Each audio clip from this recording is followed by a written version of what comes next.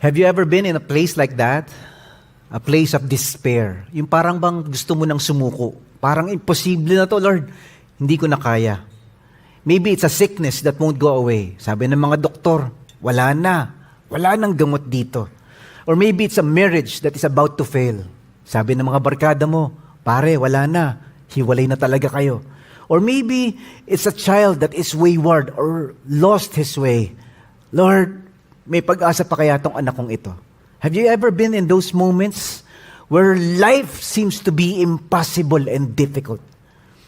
Yung problema sa trabaho, problema sa negosyo. Lord, may pag-asa pa kaya ito? Parang gusto mo nang sumuko. Nagtatangka ka na tapusin na lahat pero hindi mo matapos-tapos. Emotional despair and discouragement. Para kang napapalibutan ng mga salbahe. Para kang napapalibutan at natatambakan ng mga problema. Lord, I can't do this anymore. That is why today we start a new series on breakthrough. When God fights for us. When God gives us a way when there seems to be no way. Sa umaga pong ito, pag-uusapan natin ang napakagandang kwento. Today's title is entitled, God will make a way when there seems to be no way. Ang ganda. Parang kanta lang yan na ang Diyos ay gumagawa ng paraan. Hindi mo man makita, hindi mo man maramdaman. He can make the impossible possible in our lives. We can journey from fear to faith, from despair to dependence. And that is the journey of the book of Exodus. We all encounter moments like that, diba? Parang, Lord, hindi ko yata kaya. Parang ayoko na yata. Parang imposible na yata. But God, those moments are moments when God invites us to trust Him, to see a fresh vision of God. Yun nga lang, masakit talaga. Yun nga lang, magulo talaga. And those moments of battles, those moments of struggles, those moments of trials, bring us on our knees. That is why today, this is what we'll talk about. God is at work in our lives as our way maker and promise keeper. Galing, ano? Our moments of despair lead us to depend on God's promises, God's protection, God's power, God's perspective. Kapit lang sa Panginoon, hindi Kanya bibitawan. And that is the invitation for us in our story today. Sa araw pong ito, meron tayong 4 na aral na pag-uusapan. 4 beautiful truths and lessons that will guide us in our faith journey. When we are in despair, we rest in God's promises. When we are in despair, we recognize God's protection. We rely on God's power. And we realign on God's perspective. Ito na. The background of the story is the people of Israel. You will know and you will remember that they were enslaved in Egypt. Sila ay mga alipin at bihag sa bansang Ehipto. But God sent someone to set them free. God sent a messenger, a deliverer, a savior if you may, by the name of Moses to guide the people to freedom. Ito ngayon ang kwento natin. But they found themselves trapped. Pinalaya na sila mula sa pagkaalipin, pero parang may mas matindi pang nangyayari. Parang buhay din natin, ano? God blesses us. God provides for us. God heals us. Pero hindi yun ang ending. There's another difficulty that will come. Meron na namang diagnosis na pangit. Meron na namang problema sa marriage natin. Meron na namang problema sa negosyo. Sunod-sunod, ano? So let's begin. This is the first beautiful truth about this story. Number 1, we rest in God's promises. That means, kapag ka hindi mo na kaya, alalahanin mo ang pangako ng Diyos. That means, we understand the heart of God and the pledges of God na ang Diyos hindi napapako ang kanyang mga pangako. So, the story of Exodus, people set free from Egypt, goes way, way, way back to one man who was promised in a covenant with God. Ito ho si Abraham. Abraham had an encounter with the God of Israel. The God who will bring a promise to them. Ano ba yung promise ni Lord kay Abraham? The Bible says, the Lord had said to Abraham, "Go to the land I will show you. I will make you into a great nation. I will bless you and make you famous, and you will be a blessing to others. Grabe, ito yung pangako ni Lord eh. I will bless those who bless you, and curse those who treat you with contempt. All the families on the earth will be blessed through you. Ang ganda! This is the promise of God to Abraham. That means He will reverse the curse of Adam. Adam brought sin and sinfulness to humanity. Dahil kay Adan at kay Eva, nagkawindang-windang ang pangako at blessing ng Diyos sa sangkatauhan. Nagkasala ang bawat isang pinapanganak sa mundo dahil sa kasalanan ni Adan. But God, He is reversing the curse with a blessing through one man, Abraham. Sabi niya, I will bless you. I will bless your family, and your family will be a blessing to many families, to all nations of the world. They will find hope again. They will find redemption again. They will find blessing again because of you, Abraham. Pangako ni Lord to. And this promise was given to his son, Isaac. Isaac was blessed by the Lord. Your family will be a blessing. Isaac had a son, Jacob. Jacob was blessed by the Lord, and he had children, and his children received the same promise. In fact, one of the children of Jacob was Joseph. He had many children, 13 children. One of them was Joseph. Joseph was sold as a slave, was a prisoner in Egypt, became a prime minister in the palace of the king. Intende, from the pit to Potiphar's house as a slave, to the prison, accused of a crime he did not commit. Now he was now promoted in the palace as governor of the entire Egypt. Ibang klase. The son of Jacob now is in Egypt. That's how it all began. There was famine. Gutom na gutom ang pamilya ni Jacob. They went to Egypt, found out my son is prime minister. Sabi ni Joseph sa tatay niya, Dad, my brothers, stay here in Egypt until the famine is gone. There will be a place for us. They lived in Goshen, and they thrived. Did you know? From a small family of Jacob. By the time they left Egypt, there were 600,000 men, not including the women and children. When we include the women and the children, there were 2 million Jews, the people of Israel.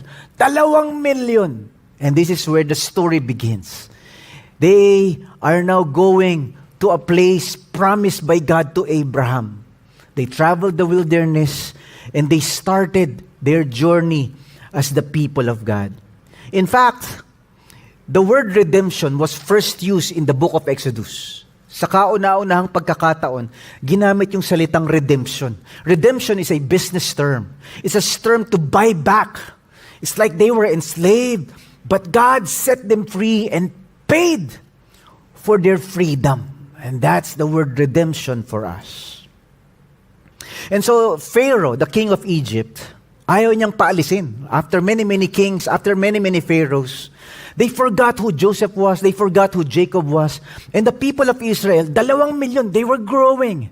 In the land of Egypt, they were migrants. They were not Egyptians. They were the people of Israel. Lumalaki, dumadami sila, but they were turned into slaves. Ang hirap. They were tortured. They were imprisoned. They were starving. They were poor. The blessing was gone. And they were cursed as a slave. And Pharaoh said no. Moses came. Let the people of God go. Pharaoh said no. Sabi ng hari, ayaw ko nga. Bahala kayo sa buhay nyo. And so God said to Moses, I will send them plagues. Magpapadala ako ng mga salot. 10 salot. Sometimes plagues are God's ways of divine messages to people to warn them of their stubborn heart. Ganun katindi yung tigas ng puso ng hari ng Ehipto, no? The first plague was turning the river Nile into blood. Naging dugo yung tubig. Di wala kang mainom. Di ba yung panligo mo, dugo. Yung panlaba mo, dugo. And the economy suffered. People were sick. And then there were frogs. Palaka sa umaga, sa tanghali, sa gabi. Puro palaka, natutulog kami. Kokak. Palaka! Ano ba? Salot. And then there was this mga langaw Di ba, kumakain ka, may langaw, umiinom ka ng kape, may langaw, flavor, fly, mocha, di ba? Latte, may, ang gulo. So, the entire Egypt, ayaw pa rin ng hari. Ayoko nga. Hindi natin papalayain ang mga alipin natin. And there was total darkness. But the last plague that turned Pharaoh's heart to let the people of Israel go was the death of the firstborn. Pag hindi mo pinalaya ang mga tao ng Israel, mamamatay lahat ng mga panganay na anak ninyo sa Ehipto. And that's the story. The firstborn of the king died, and many, many firstborn in Egypt died. Because of the stubborn heart of the king, pinalaya lahat ng mga alipin. And this is what Moses said, the day they were set free, the first day they were out of Egypt, they were free. They're no longer slaves. So Moses said to the people, this is a day to remember forever. Huwag niyong kakalimutan to. Pinalaya kayo ng Diyos. The day you left Egypt, the place of your slavery. Today, the Lord has brought you out by the power of His mighty hand. Ang ganda. Hindi dahil mabait kayo, hindi dahil malakas kayo, hindi dahil ang gagaling ninyo, pinalaya kayo ng Diyos dahil sa kanyang kapangyarihan. And then Moses said, you remember this day and you remember the promise. He said, this is what you must do when the Lord fulfills the promise He swore to you and to your ancestors when He gives you the land. Pagdating nyo sa lupang pangako, alalahanin ninyo ang pangako ng Diyos. We rest in the promises of God. There are two things we can notice in this first part of the story. The first part is God is the one who set captives free. Bilanggo ka ba ng kasalanan? Alipin ka ba ng bisyo? In a sense, all of us are enslaved to something. Yung iba sa atin, alipin ng sex. Yung iba sa atin, alipin ng pera. Yung iba sa atin, alipin ng palakpak ng tao. Yung iba sa atin, alipin ng TikTok, alipin ng Lazada at Shopee. Yung iba sa atin, alipin ng pagkain. Yung iba sa atin, alipin ng kung ano-anong kumikinang sa mundo. It's like we are always enslaved by something. We have masters that we give our lives and our pockets to. And the Lord sets us free. Pinapalaya tayo ng Diyos. When we come to the Lord Jesus Christ, He sets us free. Hindi ka na naglalaway sa mga bisyo mo. Hindi mo na hinahanap-hanap yung dating basurang buhay mo. Hindi ka na bumabalik sa dati. And that's the God of Israel. The one who sets slaves free. And then we notice also another layer in this part of the story. God's promises. Mula kay Abraham, kay Isaac, kay Jacob, this time kay Moses, and the people of Israel. The God who sets captives free, and the God who fulfills His promises. Minsan, pag di mo na kaya, pag parang gusto mo nang sumuko, Lord, di ko na kaya. Wala daw gamot sa sakit na to. Lord, di ko na kaya. Iiwan na raw niya ako. Lord, di ko na kaya. Magsasara na ng negosyo. Lord, di ko na kaya. Parang di ko na mababayaran tong utang na ito. Lord, parang hindi na mababago yung buhay ng anak ko. Whatever it is, the Bible invites us to understand, you put your trust in the God who sets captives free and the God who fulfills His promises. Lord, pero tatawag ako sa iyo, titingin ako sa iyo. Dahil ikaw ang Diyos, pangako mo, hindi mo ako iiwan. Hindi mo ako pababayaan. Amen? Palapakan natin ang Panginoon. Thank you, Lord. Woohoo! Praise God. And that's the story of Exodus for us. The promise-keeping God. The setter of the captives free. Ito naman yung pangalawa. This story invites us to recognize when we are in despair, we recognize God's protection. Na tayo ay umaasa sa pag-iingat ng Diyos. And so ito na ang nangyari. Nung narinig ng hari, nahimasmasan na siya, nakapaglamay na, nilibing niya na yung anak niya, bigla niya napansin, parang wala naguhugas ng pinggan. Parang wala nag-aararo. Asan na yung mga empleyado natin? Asan na yung mga alipin natin? Ba't parang ang dumi-dumi ng bahay? Wala naglilinis Puro alikabok. tinanawag niya ang kanyang assistant, Sir, hindi niyo ba alam? Pinalaya niyo nga lahat ng alipin eh. You set all the slaves free. Now we have no workers. No people to clean the toilets. No people to clean the streets. To build our palaces. Wala na. And the Pharaoh said, hindi pwede yun ah. He changed his mind. This is what the Bible says. When the word reached the king of Egypt that the Israelites had fled, Pharaoh and his officials changed their minds. Ito na ang problema. Minsan may blessing na si Lord. Meron na namang panibagong problemang darating. What have we done? Letting all those Israelite slaves get away. Ba't natin pinalis yung mga trabahador natin, yung ating mga alipin? They asked.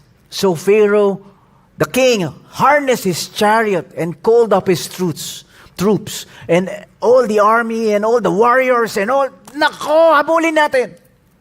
And then he went on, he said, he took with him 600 of Egypt's best chariots during their time.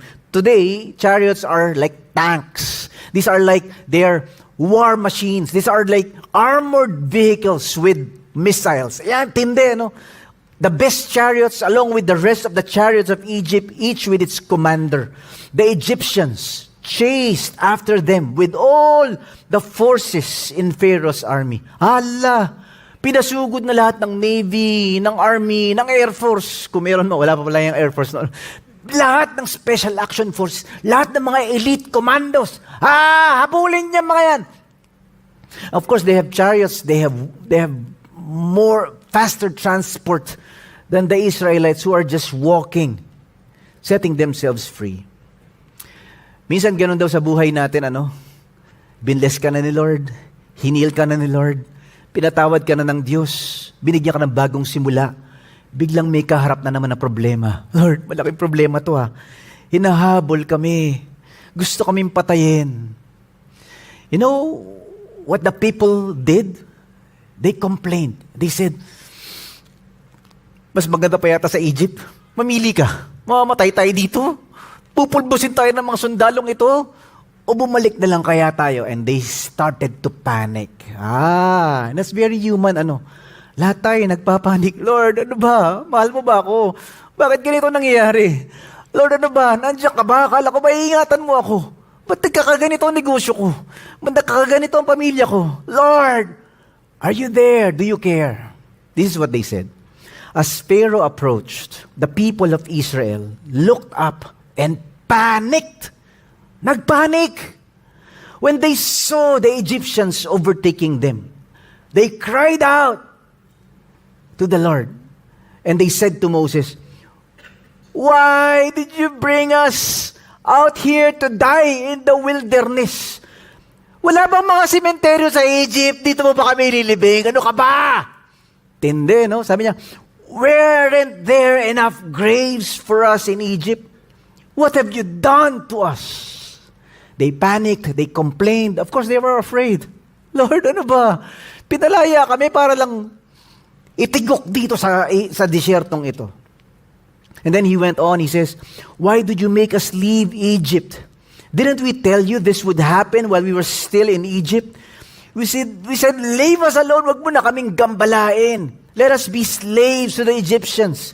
It's better to be a slave in Egypt than a corpse in the wilderness. Oo nga naman, Kumbaga, sa Egypt, mamatay kami pero may pagkain. Meron kang tulugan. Hindi mainit. Meron kang pagkain. Dito, mamamatay tayo. Walang kalaban-laban. They were using logic. They were using their knee-jerk reactions. They were panicking.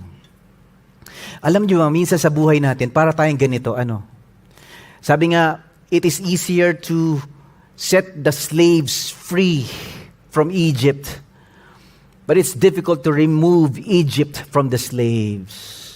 Minsan, kahit na pinalaya ka na ng Diyos sa bisyo mo, hinahanap-hanap mo pa rin. Hello? Kahit minsan pinaalis na ng Diyos yung masama sa buhay mo, gusto mo pa rin siyang balikan kahit nakakasakit na. Hi! Minsan, pinaiwan na ng Lord sa iyo yung basurang ugali at basurang buhay mo. Pero parang gusto mo pa rin tikman paminsan-minsan. Tinanggal ka niya sa Ehipto, pero yung Ehipto nasa puso mo pa rin. And this is what's happening here. Mas maganda pa yata sa Egypt. Doon na lang tayo. Lord, balik na lang ako sa dati ko. Mas maganda pa yung buhay ko nung hindi ako Christian. Nung hindi ko pa kilala si Jesus, mas masarap yung buhay ko. Nung naging born again Christian ako, dumami kaaway ko. Iniiwasan na ako ng mga barkada ko. Nawala yung bisyo ko, so wala na. Hindi na ako masaya, wala na akong hangout, wala na akong... And so we were looking back for Egypt. We would rather be a slave than be free. That's what sin does to us. Yung masarap, kahit makasalanan, basta masarap. Hello? Kalabitin mo yung katabi mo, uy, para sa'yo yan ah. Para sa ating lahat po iyon. You know what Moses said to the people? This is where the word of God comes to us. I hope this speaks to us. This is what Moses says. But Moses told the people, don't be afraid. Huwag kayong matakot. Just stand still and watch the Lord rescue you today. Manood kayo. The Egyptians you see today will never be seen again. The Lord Himself will fight for you. Just stay calm. Oh, galing, Paglalaban ka ng Diyos, huwag ka matakot. Ang Diyos ang gagalaw at gagawa ng paraan. Huwag kang mataranta. Huwag kang mangamba. That means we need to recognize that God is there protecting us and fighting for us. Stand firm and you will see the deliverance of God. God will fight for you. Minsan, kahit wala kang gawin, ang Diyos, siyang lumalaban para sa'yo. May mga oras na parang may umaaway sa akin. May umaaway din ba sa inyo? Merong nakikipagbardagulan sa akin sa Facebook. Merong nagsisend sa akin ng mga toxic messages. Inaawat ako ng misis ko, huwag mong papatulan. Huwag kang sasagot. Huwag kang magre-reply dyan, Mike. Hayaan mo lang. After several days, bigla ko nabalitaan, Mike, na-hospital yung nangaaway sa'yo. Ha? Ano akong ginagawa? Lord, ikaw ba yun? Maybe. Are you fighting for me? Hello?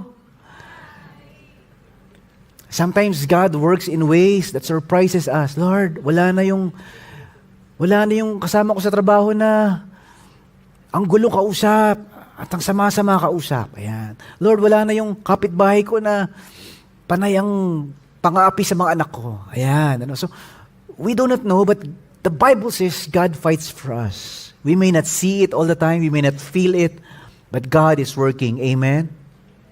And then all of us go through the Red Sea situations in our lives. Meron tayong mga Red Sea moments. Ito kasi nangyari sa kanila.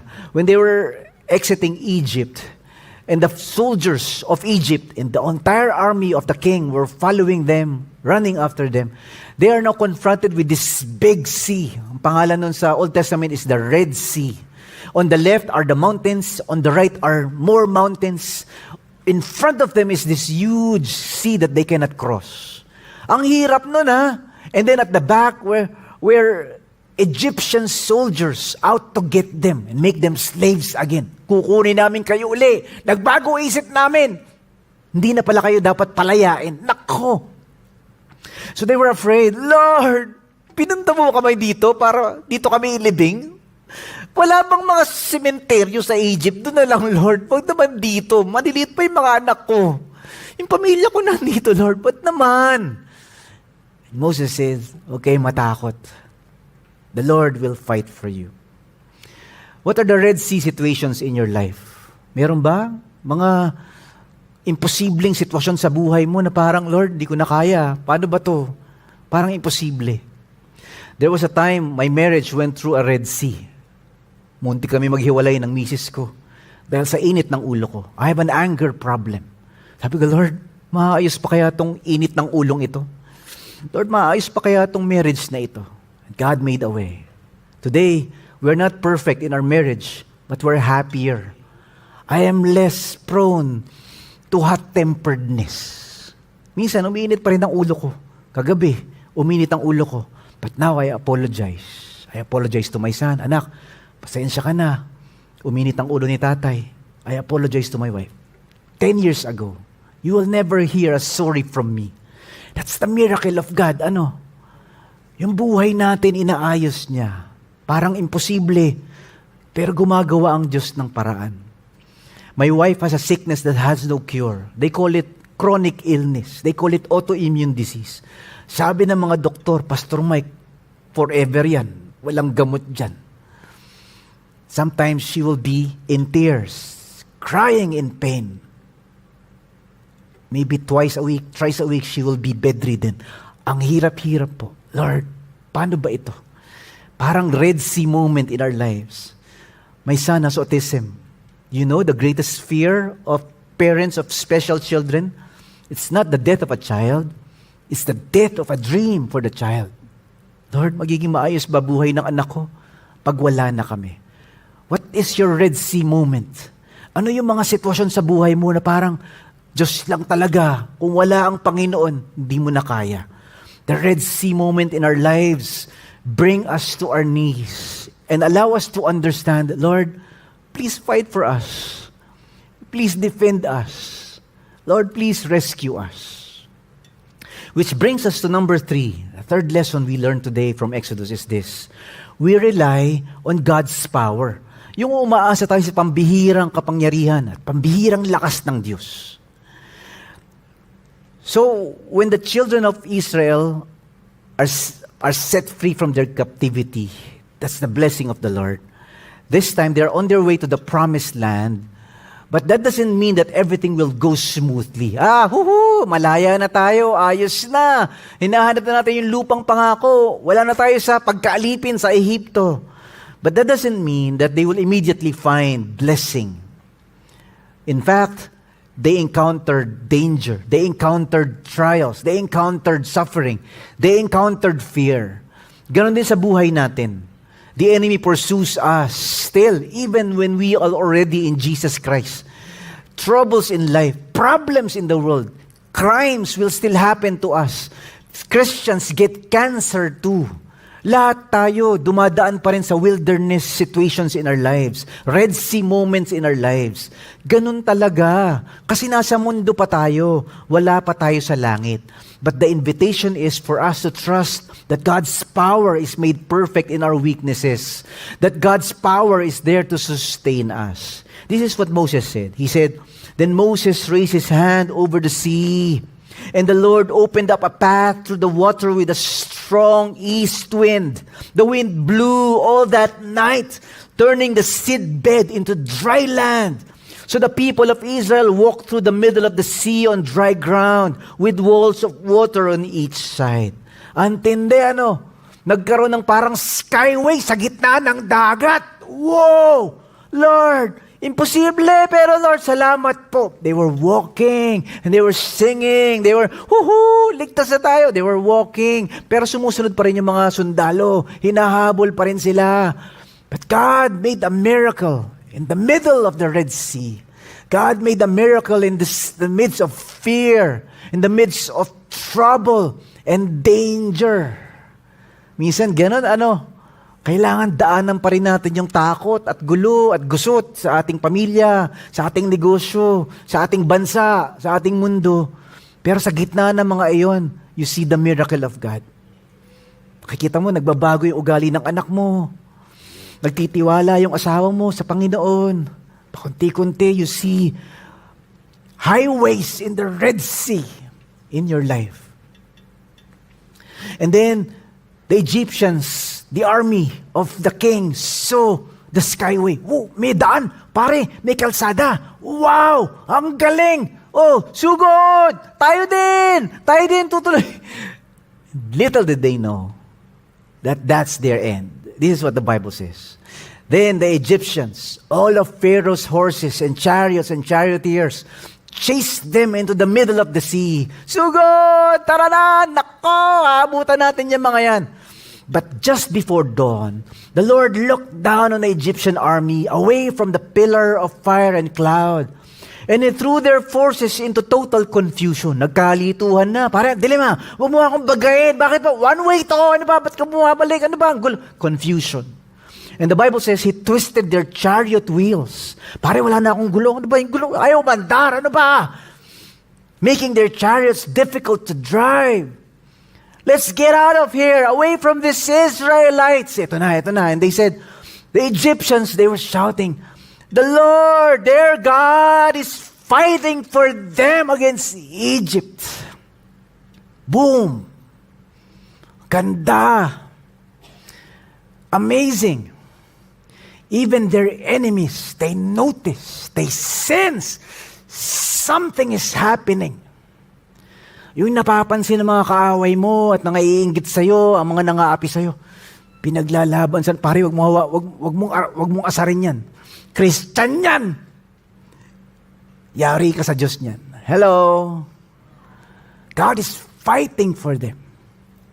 Ibang klase ito Ginulo ng Diyos yung kanilang mga gulong. God twisted their wheels.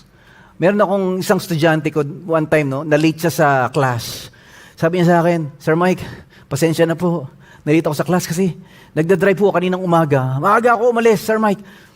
Habang nagdadrive ako, siguro nasa 60 kph, 80 kph ako, bigla ko nakita yung gulong ko na una sa akin.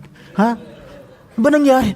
Gulong ko yun And so, buti hindi ka tumawa. Buti hindi ka turtle turn.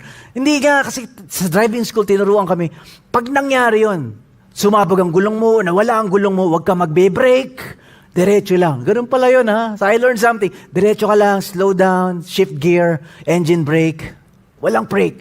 And so, he slowed down, at babasa ng kotse, hinabol yung gulong ko, pare, yung gulong ko. It's so funny, but it's so scary din, This is what's happening to the Egyptians. Their wheels. God did something to their wheels. I have a friend who was being bullied. Being bullied by his office mates. Hindi siya kumikibo, hindi niya pinapatulan.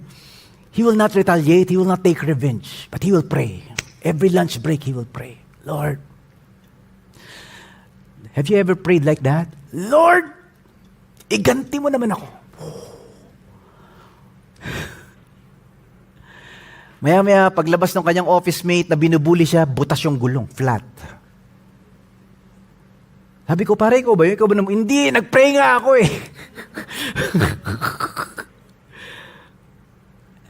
Something happens. We don't know. Is that God? Maybe. Is God fighting for us? Maybe. But the Bible says, God will do things that will amaze you and increase your faith. In this sense, He defeated their enemies. Ganon din daw sa buhay natin. And the story went on. Verse 27, it says, the Egyptians tried to escape. Kasi they were trapped. Sira yung mga gulong nila. Nagkakabanggaan sila. They tried to escape, but the Lord swept them into the sea. Then the waters returned and covered all the chariots and charioteers. The entire army of Pharaoh. They drowned. Grabe.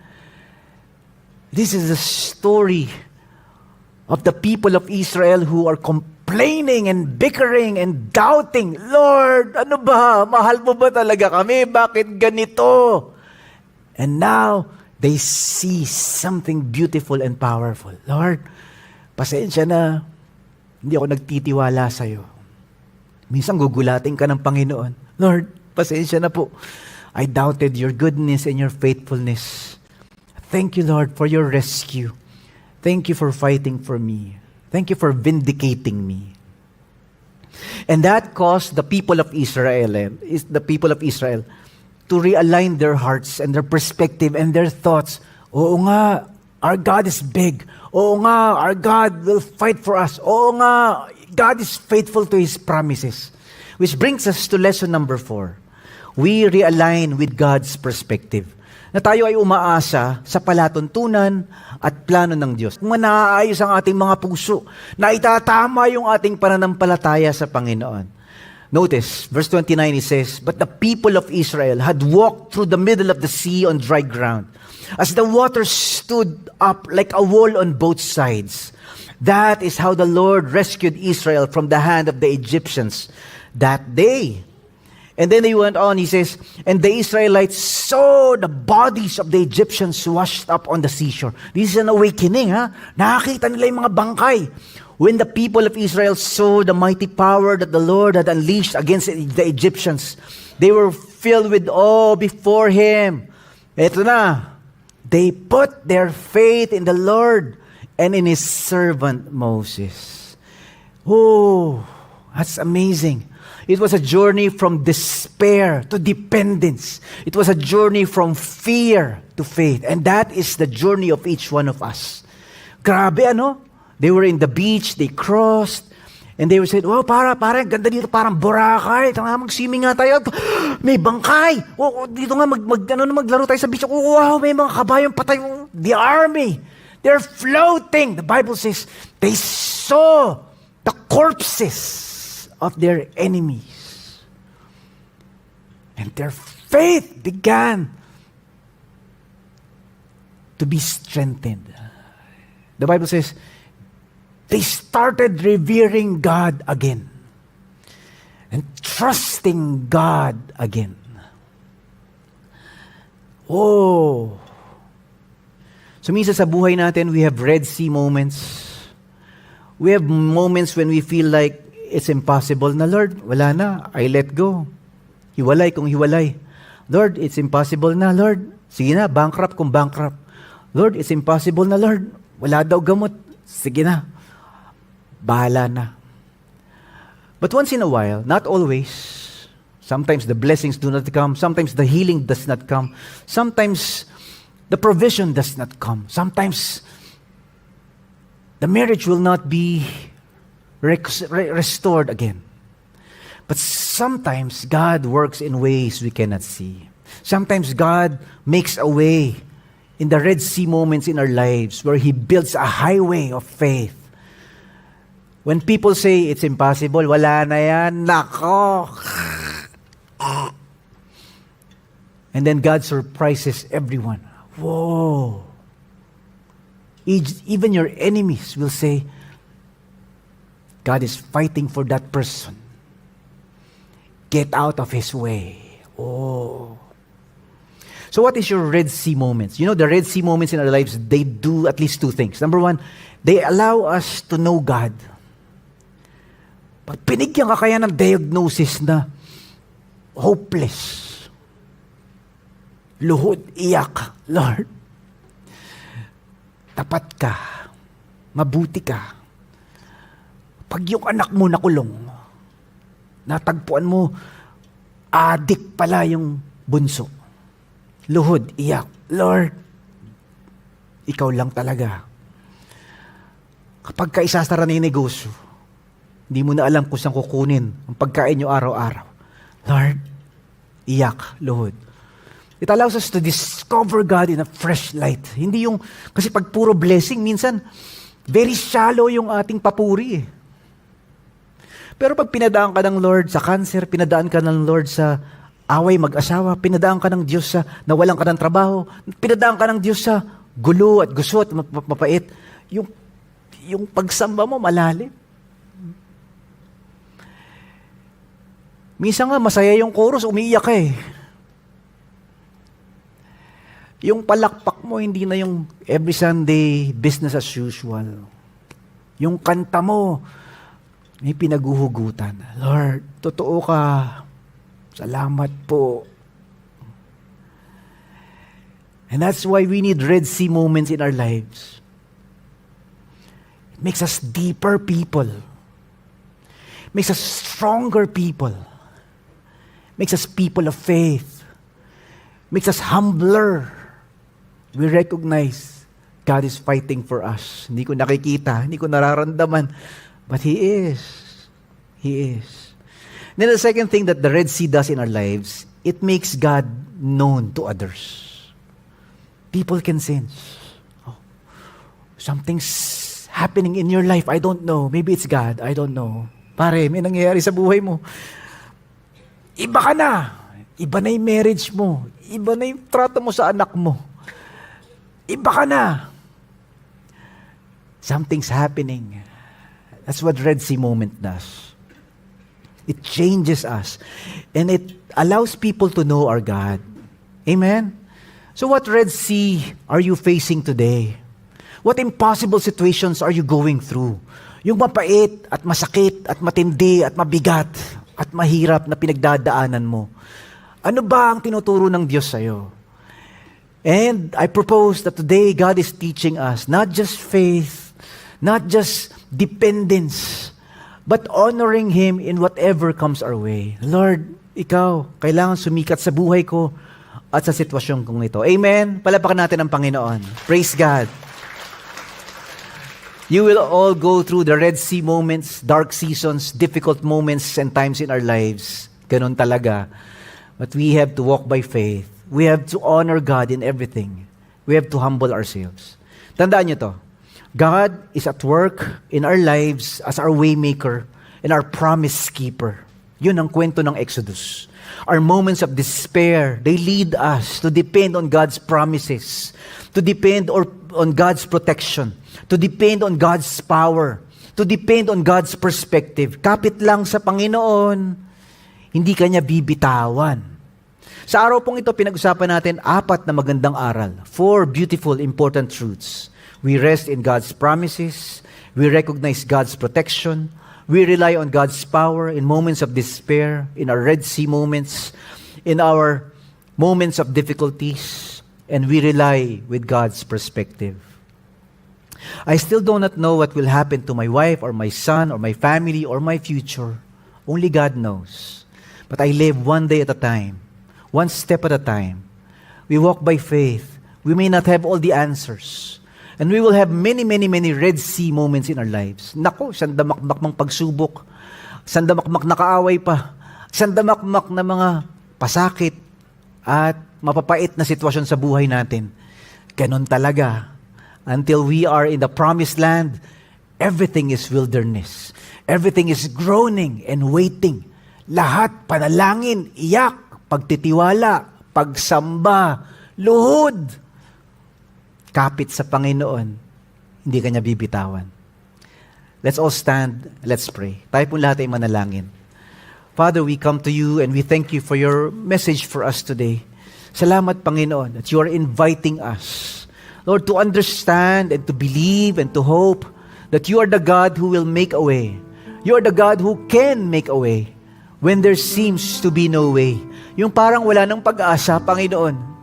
Whether it's our marriage, whether it's our health, whether it's our business, whether it's our finances, whether it's our children or family, whether it's our relationship that has no more hope. Lord, we know that you are a God who can turn rivers in the desert. You can turn a cloud by day and a fire by night. You are the God who parted Red Seas in our lives, the God who makes highways in the wilderness, highways in the seas, the God who can make the impossible possible again, the difficulties in our lives, the burdensome moments, Lord, the troubling people in the difficult situations we go through. Panginoon, sa iyo po kami kumakapit at sa iyo kami tumitingin at sa iyo kami umaasa. Hindi dahil magagaling kami, kundi dahil magaling ka. Hindi dahil marurunong kami, kundi mas marunong ka, mas malaki ka. Kahit yung mga kaaway namin mamamangha sa ginagawa mo sa aming buhay, sa ginagawa mo sa aming negosyo, sa ginagawa mo sa aming pamilya, sa ginagawa mo sa aming mga anak, sa ginagawa mo sa aming mga buhay. Lord, thank you. You never give up on us. You are dismantling our pride. You are breaking our egos. You are sanctifying our character. Pinapabanal mo ang aming mga buhay. Pero masakit pa din. Mahirap pa din. Pero ayos lang. Kasi nandiyan ka.